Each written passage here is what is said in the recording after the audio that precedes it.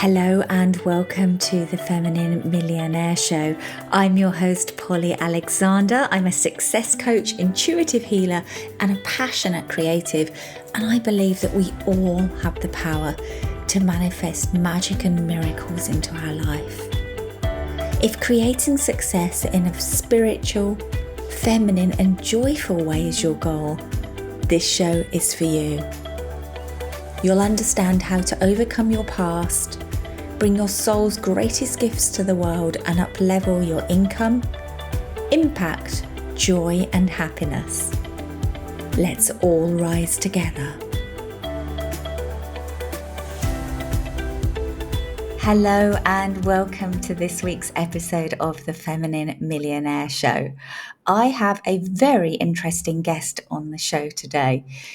Janis King is a creative, a tarot master, an educator, and an author who's currently traveling Europe and working remotely in her converted minibus called Big Gus, the Tarot Bus, with her husband Jeff and dog Flynn. Welcome to the show, Janis. Thank you. It's lovely to be here, Polly. Now, one of the things that really drew me in when I was putting together this series of women that have reinvented themselves in midlife and beyond was your incredible work history. And I'm going to attempt to sum up some of the things you've done just to give our listeners a little taste of your creative and intuitive gifts that you've expressed in so many different ways. And then I'm going to ask you some more questions about how this journey unfolded. So, amongst other things, Janis has been a singer-songwriter with 3 commercially released albums, an interior designer and project manager. She's run a record company, created and sold a unique recycled glass chandelier, opened 2 galleries, gone into the world of stand-up comedy with 2 Edinburgh Fringe shows, and she's now a tarot reader and teacher, which we're going to come to later in the show, and we're going to open up the whole world of tarot. But before we get there, were you creative as a child? Yeah, I was always off with the fairies. And so, yeah, I guess I just did. There was a lovely moment in the gallery when I was putting out some jewellery by one of the artists that was showing with us. And I looked at some of the hammered silvers necklaces, and I remembered sitting on my dad's garage floor, hammering out solder into loops, not really knowing why. And my dad being really cross because I'd used up all his solder. But then when I looked at these bracelets, I thought, oh, that's what I was trying to make. I had no idea that I was trying to make that, but that looks very much like what I was trying to do on the garage floor with the solder. So, yes, always. And I just love creating and pathfinding and exploring. Yeah, I can really see that. You've been creative in so many different ways in your path. Tell us where you got started. Was it with the singer-songwriting? Was it in music? Yes, the music thing was forever. We sang as a family. We sang nursery rhymes, and I was always singing even from a really tiny, tiny child. And my parents went to a holiday camp, and there was a chap on this big stage. And I wandered off from my parents' table, wandered round the back of the stage, had no idea why. I think I was about 4, maybe 3 at the time. Found my way onto the back of the stage and walked through the curtains, and the guy was just talking to the audience, and I appeared behind him, this tiny little thing, and everybody started to laugh. And he looked around and saw me, and he said, hello, what's your name? And I told him, and he said, why are you here? And I said, because I'm going to sing a song. And he went, oh, are you? I said, yes. He said, what are you going to sing? And I couldn't think of anything because I hadn't thought that far ahead. I went a complete blank. I didn't know why I was there, really. It just felt right. And so he sort of said, excuse me, does anyone own this child? So that might be us. So that's a very powerful memory. I just loved the stage. I was just drawn to it. My uncle was a performer, and I used to go on stage with his band sometimes. And I loved it, absolutely loved it. There was an awful lot around that. And so, yes, I was a singer-songwriter. I made my living as a musician for many years. And then when I was pregnant with my eldest son, I was doing a part-time job, doing a bit of cleaning for a sort of a semi-friend who lived in a lovely house. And she had this amazing, huge kind of hand-painted antique armoire in her bedroom. And I was so just fascinated. I used to crawl around it. I couldn't believe it. It was hand painted, but not. It wasn't genuinely old, but it had been antiqued, and I loved it so much. And I do what I always do. I had to go find out more about it. So I went on a course, heavily pregnant with my firstborn, and I went on this course with this lady called Belinda Ballantyne, and I started furniture painting as a hobby, really, and sold through her showroom. And then when I came up to London, I carried on furniture painting, and then I went into mural art. Now, I have to tell you, Polly, I was told by an art teacher. In fact, I was told 3 times by my art teacher at school, who refused to let me do O-level art, and by my art teacher at the local community art centre, that I was a much better singer than I was artist. And so I should just accept that I would never make an artist, and I had no talent for it. But I'm not very good at listening, you see. So I'm not very good at doing what I'm told.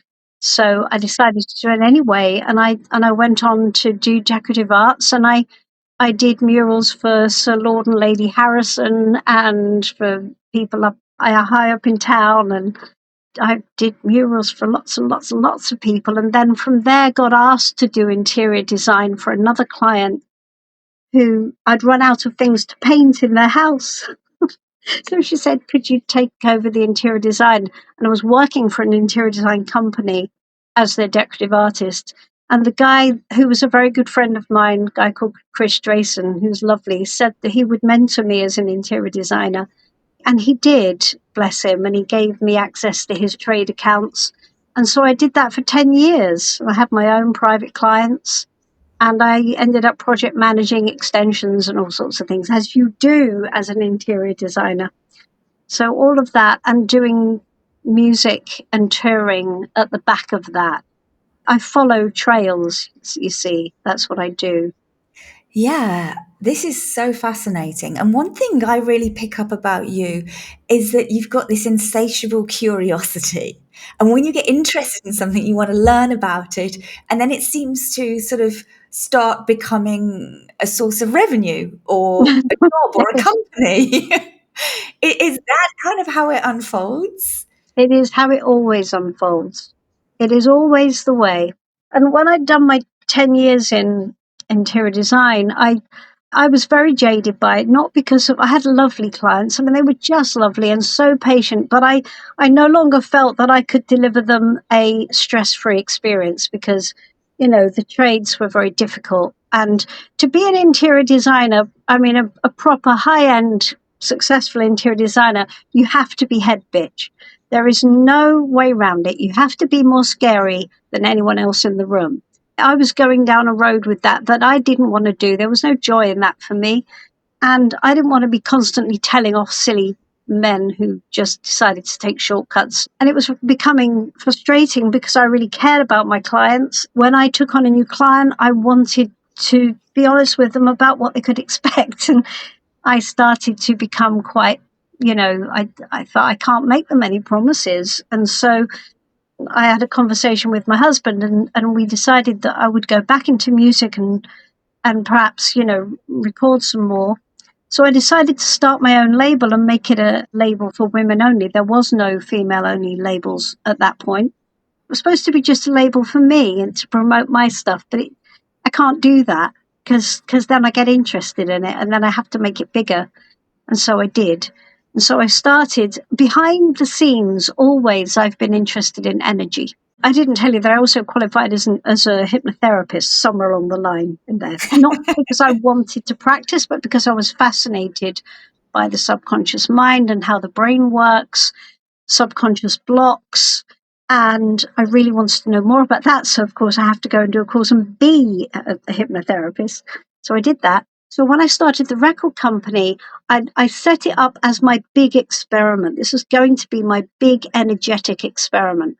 And I called it Angelic Music. And every day I would go into my office, and every day I would ask for, I'd say, give me what I need to make this successful. Now, what you should know is that, we had hit a bit of a problem financially, my husband and I, and we were struggling a bit. Of course, that's the perfect time to start a record company. But realistic, I am not, Holly. Realistic, I am not. So I thought, well, if this energy thing is real, then what I need to do is I need to fix it that way. So I decided what I was going to do is I'm going to start a record company, but I was also going to launch it with a competition for new artists. So it wasn't going to be just about me. My husband at this point is sitting with his head in his hands going, yes, but it was supposed to be a small thing. Yeah, I know. But I'm guessing he's used to it by now. Your little ideas grow into great oak trees. kinda. I mean, I launched the label and everything went crazy. It was amazing. We got sponsorship from BT Communications, that were a massive media PR company who did the whole project pro bono. And it went global. We got entries from all over the world. And it was won by the daughter of a celebrity who I am not going to say who it was because there were problems later and I don't want to go down that road anymore. But it was the daughter of a celebrity and she won it. That was a problem because our moniker for the label is Not the Next Pop Princess. And she was 22 and very poppy.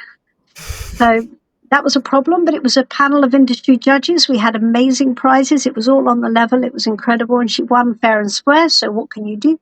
And then I was asked by her father, who was the celebrity, if I would personally manage her. And I'm thinking, wow, this is amazing. This energy stuff is dynamite. I had gone from a standing start to now I'm the personal manager of the daughter of a celebrity, and I can make this work. And so it grew and it grew and it went like a forest fire. And I was really thinking, yeah, I got this, sister. Like, I can do this stuff. And we were at the point where we were in a bidding war with Sony and Universal. And when the whole thing just hit the skids, she was not in the right place for me to confidently walk forward into a record deal with her. Again, not going to go into the details. It's not fair. And she was young at the time. But anyway, the whole thing crumbled.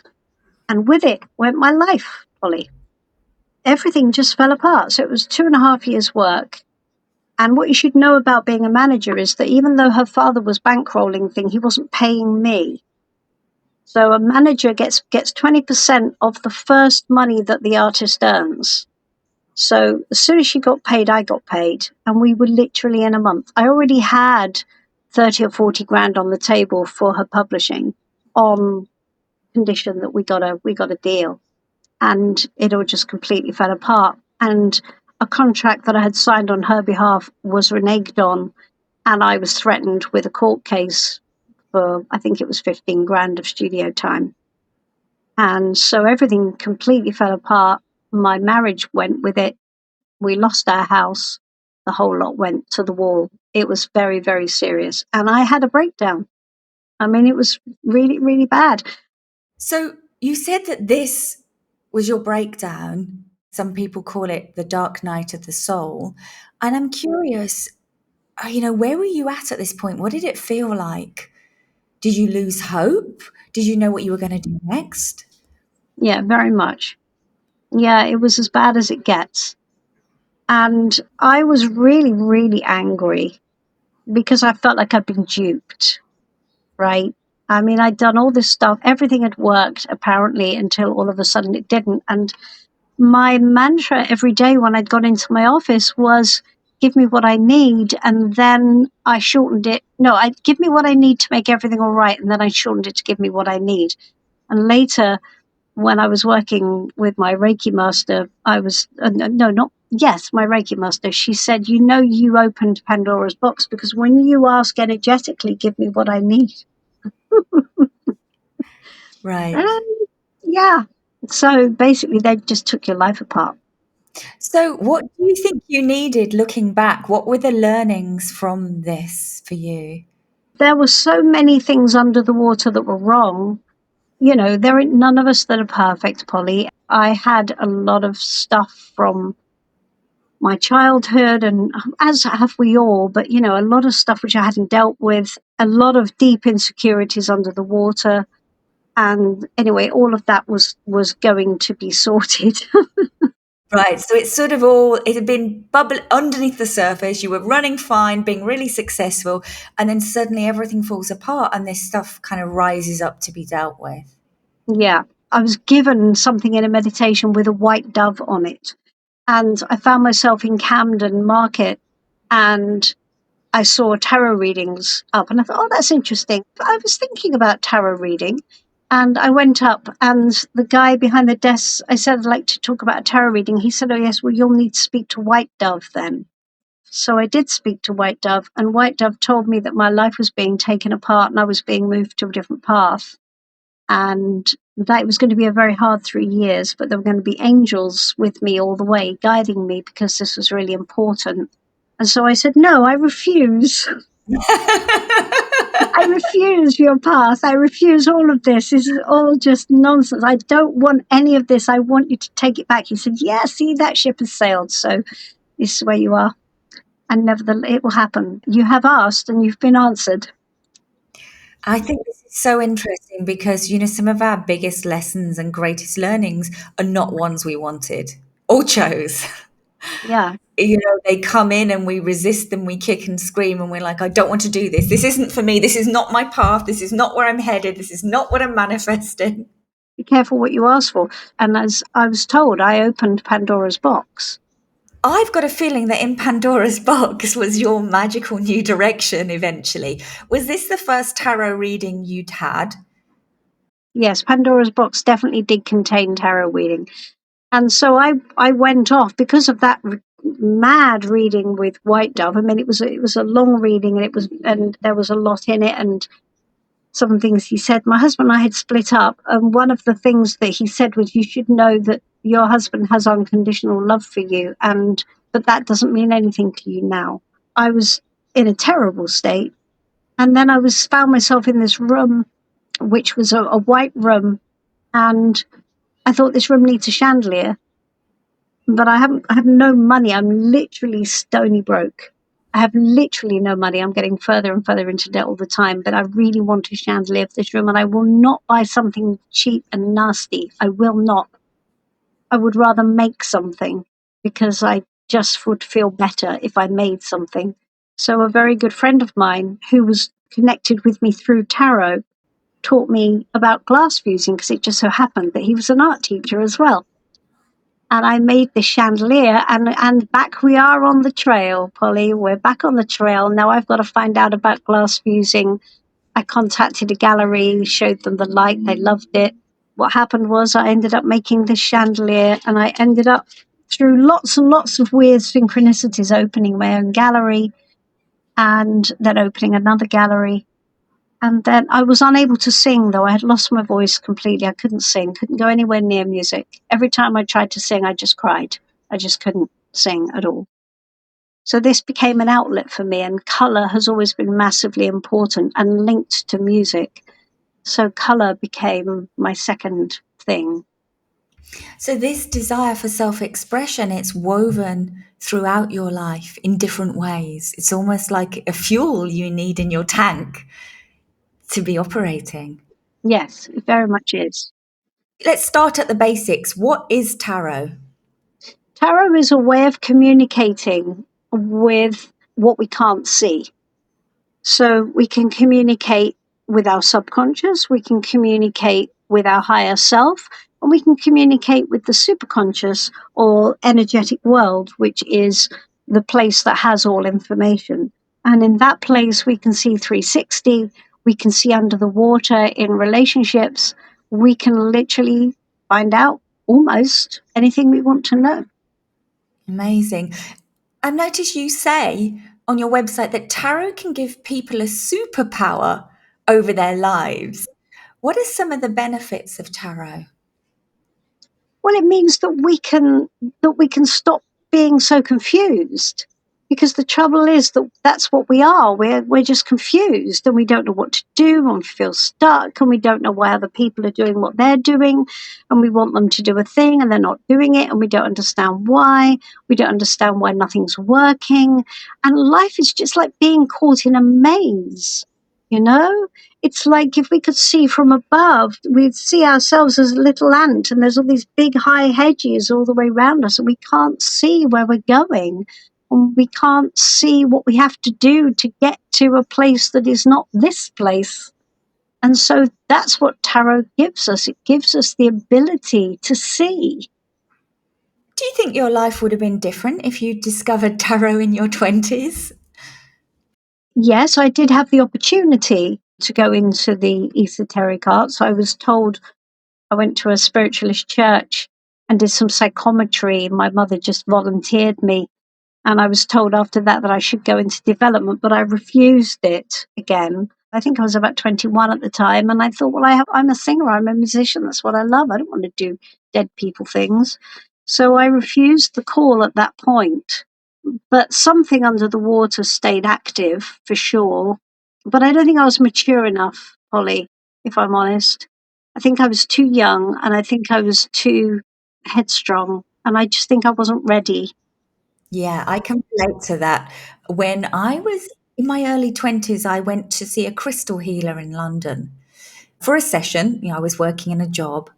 And at the end of the session, he said, "You've got abilities, you've got healing abilities. I can teach you if you like." And I remember thinking, what? That's weird. Like, definitely not. Like, I'm working in fashion. I've got things to do. I want to be hanging out with my friends. I don't want to do that weird stuff. Like you said, I just wasn't ready. It just wasn't the right time. And it's something I would circle back to. So, I really recognize that. I always say an opportunity will come back to you. You'll never miss it if it's meant for you. It'll circle back in some way.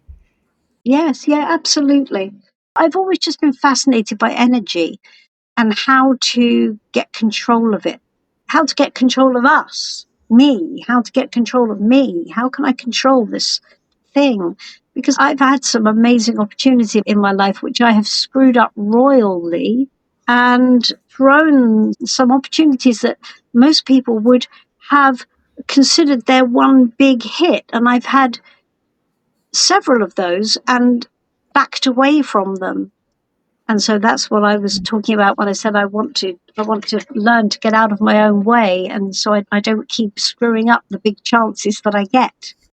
So that's why I've been so interested in it. It's been a lifelong study, I think, for me. So, tarot has now become your full time passion, and you're giving readings and you're teaching. You developed a new way of teaching tarot. Can you share more about that? Yes. Well, teaching tarot is wonderful because tarot is unendingly fascinating. And it's just wonderful when people really get it and can start to use it in a way that's useful to them. And I think that's the great thing. I had another kind of, I suppose you call it an awakening thing. And I got taken to the Arthur Findlay College where I was hooked up, I guess, with this guide called Obin. And Obin worked through me and I'm brought to life this life code tarot deck. It didn't change anything about the structure, but it changed the way in which we see it, the way it sort of changed the light on it. And it was quite fundamental. And now when I teach from that perspective, it just makes such sense. The trouble is that when a lot of people learn tarot, it doesn't make sense. It's just like a big memory thing that you have to do. And that's really frustrating.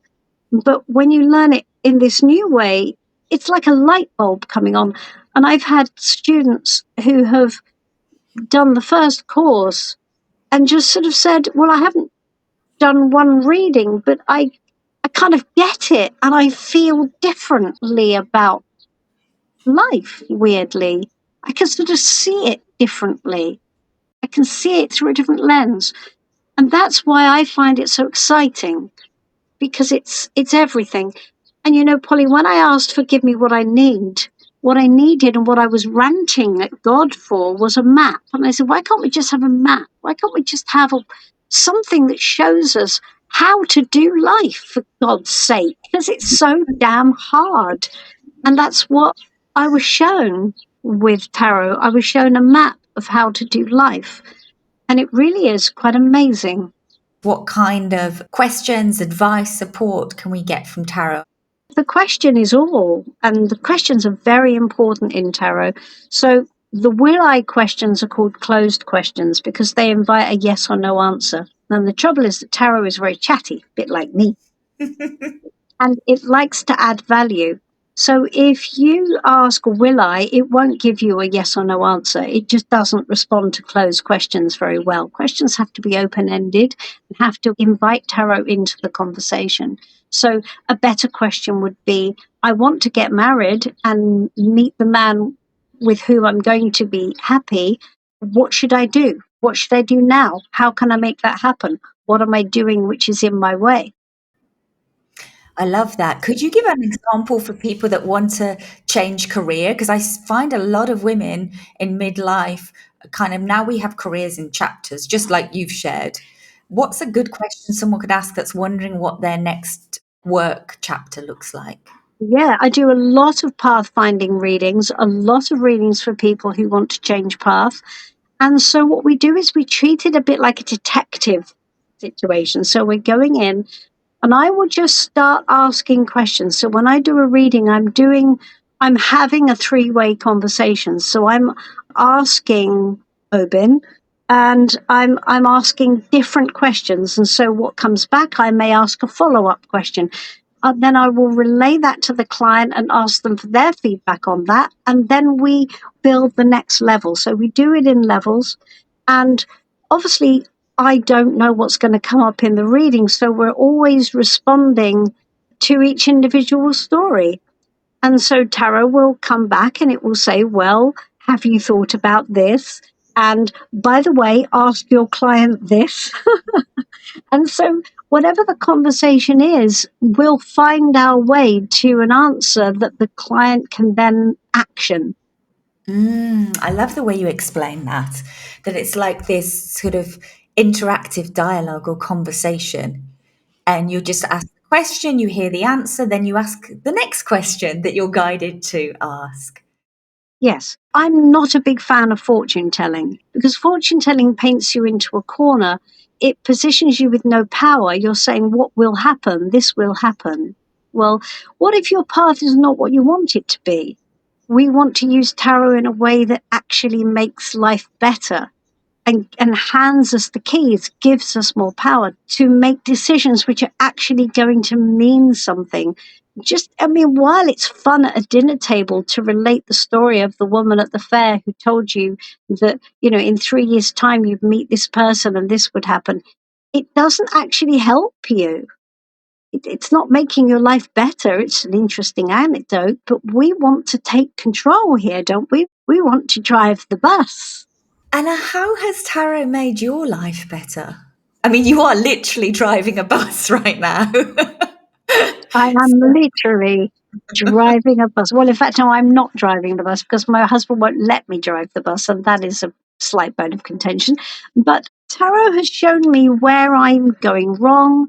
It guides me to the next steps. It enables me to get some objectivity on my own emotional responses. It has revolutionized my life. And as I say, I refused the call many times. All the time when I was in the gallery, that I had friends in the esoteric healing world who were saying to me, "You've just got to be doing tarot. Why are you not doing it?" And I said, "Because I don't want to make a business out of it, because that's what I always do." And here we are. And here we are. And in the end, it was because of comedy, really. So I got to the point where I really wanted to do the comedy full time. And I had started reading for clients. And my husband, we're back together, by the way, said, maybe it's time now to think about making the tarot into a business, because it would support your comedy, because you could earn money and you could do what you want to do, and that's what you want to do. So I did, except that's not, because as soon as I took the brakes off, as soon as I said yes, they went, right then, hurrah, let's go, go, go. I'm not in comedy at the moment because I just don't have time, because, tarot is my life, really. So, is this your last and final chapter, or would you not rule anything out? Oh, of course it's not my last final chapter. Of course not. I'll be making chapters until the day I fall off my perch, Polly. That's just what keeps me going. It keeps my blood pumping. No, of course it's not. Absolutely. But tarot is incredibly important, and whatever I do, it will be part of that. And I have a book going through the publishing process at the moment. I have an idea for a documentary and an associated book for that. I have ideas coming out of every pore, and I love that. My biggest challenge is controlling it. I have my own tarot deck. So the Life Code deck is the deck that was channeled through Obin, and that is for sale. And the book that is going through the publishing process is the Life Code book. So it's about the philosophy and the all of that stuff that came through Obin after I'd been to the Arthur Finley School. So yes, I have got my own deck, and it's been a fantastic journey. And it's a wonderful thing to create your own deck, especially when you've got a disembodied force kicking you up the bum, going, okay, come on, next. I love it. I love it. And when your book comes out, we'll have to have you back on the show to dive deeper into that. Thank you. How can people start working with you? How can people dive into the world of tarot with you? What are the options? Well, all you have to do is contact me. You can do that through my website, which is janisking.uk. And there is all about the deck on there as well. I have courses. There's a free little book on how to start using your intuition more effectively, which I think I've given you the link for. So they can, if they have a look at that, and hopefully that's a free ebook, and that's quite interesting and useful. One of the things we have trouble with is telling the difference between intuition and fear. And the book goes into how you can navigate through those differences. Because whatever we need to do, we need to be able to trust our own sense. It's really, really important, whether we're in business or relationships or whatever. We have to be able to tell the difference between intuition and fear. It's fundamental for all of us, whether you read tarot or not. It's a superpower that we all have. Great. We're going to put a link in the show notes. You'll be able to scroll down as you're listening to this episode and see a link to Janis's website, her social media, and of course, that amazing free gift to help you develop your intuition, which I know will be very, very powerful. I am too scared to ask you what's next for you. But I'm going to ask you a different question, which I like to ask everyone that's on the show. And that is, what's true abundance for you at this stage in your life? True abundance is a life that is rich in experience and brings you the level of enjoyment in your life that you wish. That's true abundance. I have been told very clearly by Obin and by the guides I work with that we're not here to be unhappy. And that if we are unhappy, there's something wrong in the mix, that's all. So an abundant life is a life that is rich in experience and joyful experience. So, obviously money is in there. We all know, we all want more money. Everybody does. It doesn't matter how much money you've got. I'm sure you still want more. But nevertheless, what we want is a life experience that feels rich, don't we? That gives us joy and keeps us moving and keeps us alive. That's an abundant life. That's my definition of an abundant life. Beautiful. Thank you so much for sharing. And I think that's just rooted in so much integrity, because this is how you've lived your life. a life rich in experiences, and you've been available for it all, the many, many highs and some very intense lows. And it just strikes me as you're someone that's really explored their creativity in so many multifaceted ways, and you've risen again and again and followed your curiosity. And I think it's a huge inspiration for everybody listening, the possibilities that lie within us when we follow our curiosity, when we allow our creativity to flow, and when we find tools that can really help us make sense of life. And thank you for sharing such a powerful tool that can do exactly that today, tarot. Oh, that's my pleasure. I would like to just add one last thing, which I think is so important. And I hear from clients all the time, you know, people tell you can't do things, right? I got told I couldn't paint. I got told I couldn't do this. I got told I couldn't do that. You know, people know squat, Polly.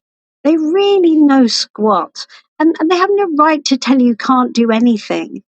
And you just have to find your way of doing it. If you find yourself saying, I can't do this because, find another way. There will be a way of expressing it. There will be a way that you can make something happen. Don't listen to what anybody else says. And that's something that I've found to be very, very true. I love it. I love it. What a powerful place to end. Thank you. Thank you for your words of wisdom. Oh, my pleasure, Polly. And thank you so much for having me. It's been an absolute delight. What a great episode today's interview was, and what an incredibly multifaceted creative entrepreneur Janis is, like many of you listening. So after we recorded this interview, I actually booked a tarot reading with Janis and got some powerful downloads from it. I got some answers to challenges I'd been trying to resolve, some ways forward, and I also got some new directions that came through.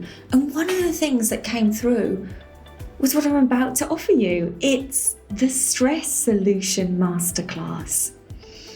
This is something I've never done before, and it's especially for women entrepreneurs who are struggling with stress and overwhelm. So if you know you want to grow your business, but you just feel like you haven't got time to do everything you need to, you feel like you're running out of energy, and sometimes it's like pushing uphill, well, this masterclass is for you.